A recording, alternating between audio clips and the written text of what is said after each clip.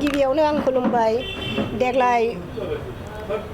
फैगौ बोसोरनि जोङो गोदान बोसोरनि बैसागुनि हामलायनाय बावहरबाय बेजोंनो लोगोसे जों देग्लाय 4 एप्रिल जौ होबथा सानखौ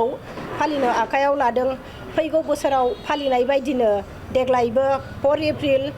जौ होबथा सानखौ 2026 माननि 4 एप्रिलखौ जों 10:30 मोनानि 10:30 बन्द खालामनाय जागोन जों बोसोरफ्रामबो बिदिनो फालियो देग्लायबो क'क्राझार आनसलिक दुलाराय बर' आइजो अनसाय आफादा बे जौ होबथा सानखौ फालिनो आखायाव लानाय जादों बेबायदियैनो फैगौ बोसोराव देग्लायनि बोसोर हाजो गाखोनायफ्राव आरो बैसागु बोथोराव जाहाथे मानि जानला मोनला खालामलाबाया आरो बे भटनि गेजेरावबो जौ लोंनानै जाहाथे रावनिबो न'खर रावनिबो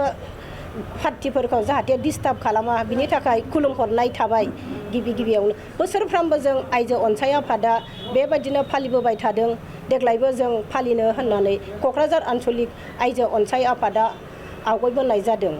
जोंहा बोसोरफ्रामबो बिदिनो फालियो नाथाय फालिनायाव मालाबा थालांनाय जायो दिनै जोङो सुबिदा मोननाय बायदि मोननानै दिनै गासिबो चेनेलनि गेजेरजों आं बुंहरनाय जाबाय बिनिखायनो देग्लाय बोसोरखौ मोजाङै फालिनानै जाहाथे जौ फाननाय गलादारिफ्रा मोजाङै जोंनि बोसोनखौ फालियो आरो जोंबो बेखौनो फालिनो थाखाय दिनै हामलायथि बावहरनाय जाबाय गोजोन्थों जौ दखानफोरनिसिम नोंथांना नटिस होनाय जादों नामा जिहेतु गाबोननि सानखौ बन्द लाखिनो औ जोंथ' होनाय जाबाय 1 एप्रिलावनो जों गासिबो जौ दखानफोरखौ होजोबनाय जाबाय आरो होनायनि गेजेराव जों सिगां बोसोरावथ' एसे खम मोनदोंमोन